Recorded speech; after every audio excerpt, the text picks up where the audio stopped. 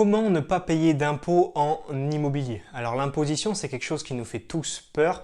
On a plus ou moins peur tous de payer trop d'impôts et d'avoir plus assez d'argent pour vivre. En plus de ça, en France, on est assez phobique de l'imposition parce qu'on est imposé un petit peu partout. Donc comment finalement ne pas payer d'impôts sur ces revenus immobiliers?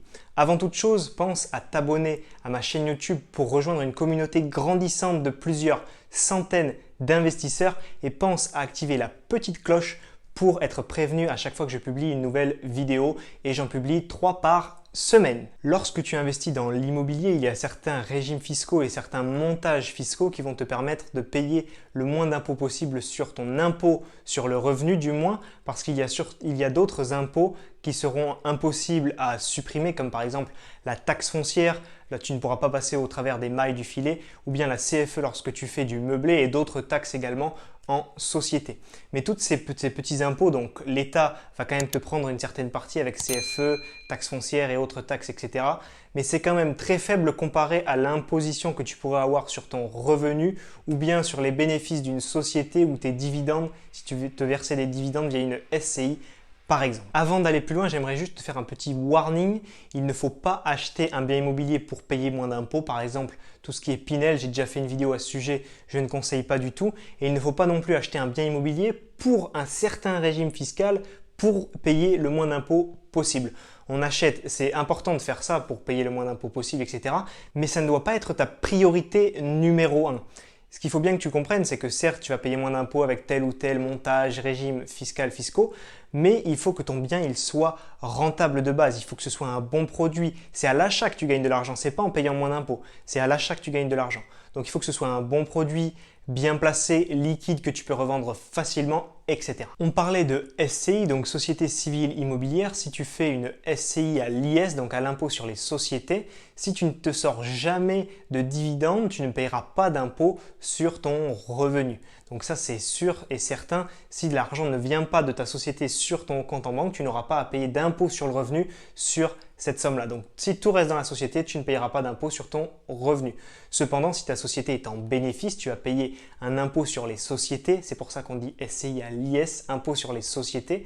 Et ton but, ce sera bien évidemment d'essayer de toujours avoir une base imposable de ta société négative ou nulle pour ne pas payer d'impôt parce que tu ne fais pas d'imposition sur zéro ni sur du négatif. Donc plus tu es en négatif, plus tu repousses l'imposition grâce à la dette. C'est la dette qui fait que tu vas repousser l'imposition. Plus tu seras tout le temps en dette et d'année en année en dette, moins tu payeras d'impôts. Ensuite, en nom propre, ce que tu peux faire, c'est du régime réel meublé. Donc le meublé, c'est une famille de la location et dans le meublé, tu as 2 sous-familles, le microbique et le réel. Moi, ce que je te conseille de faire, c'est de louer au réel. Et en louant au réel, tu vas avoir tout un tas de charges que tu peux pouvoir finalement entrer en jeu, tu vas pouvoir mettre en jeu pour diminuer ta base imposable. Et si ta base imposable, tu arrives à la réduire jusqu'à 0, voire dans le négatif, ce négatif est reportable et cumulable pendant plusieurs années et donc ça va te permettre de ne pas payer d'impôts sur tes revenus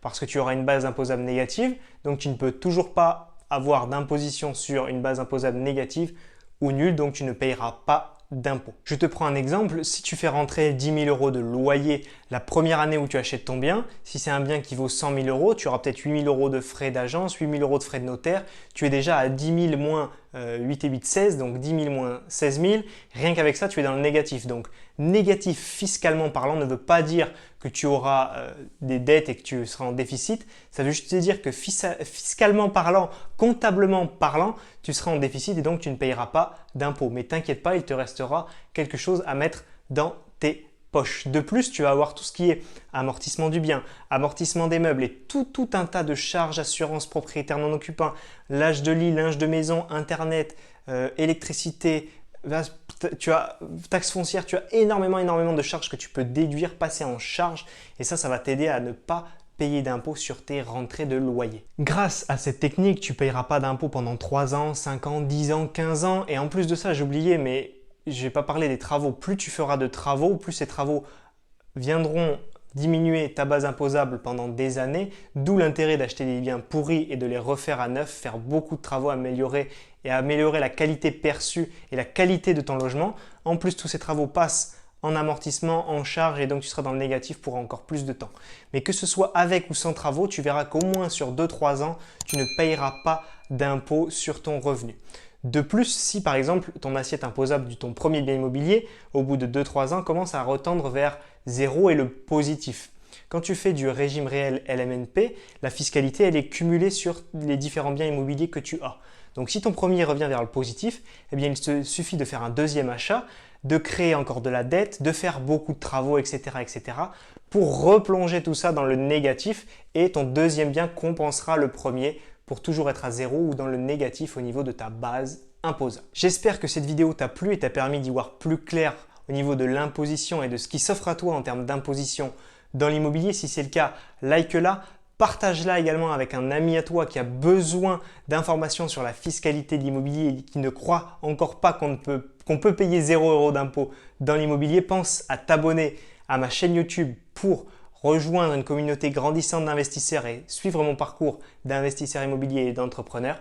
Et si tu veux aller plus loin et savoir comment faire ton premier investissement immobilier rentable, expliquer étape par étape le processus détaillé, ce que je t'invite à faire, c'est à cliquer dans le lien qui se trouve juste en dessous dans la description et tu auras accès immédiatement à 5 vidéos de formation privée, 1 heure de vidéo avec moi où je t'explique étape par étape comment réaliser ton premier investissement immobilier, le réussir et te dégager des rentes tous les mois dès ton premier mois de loyer.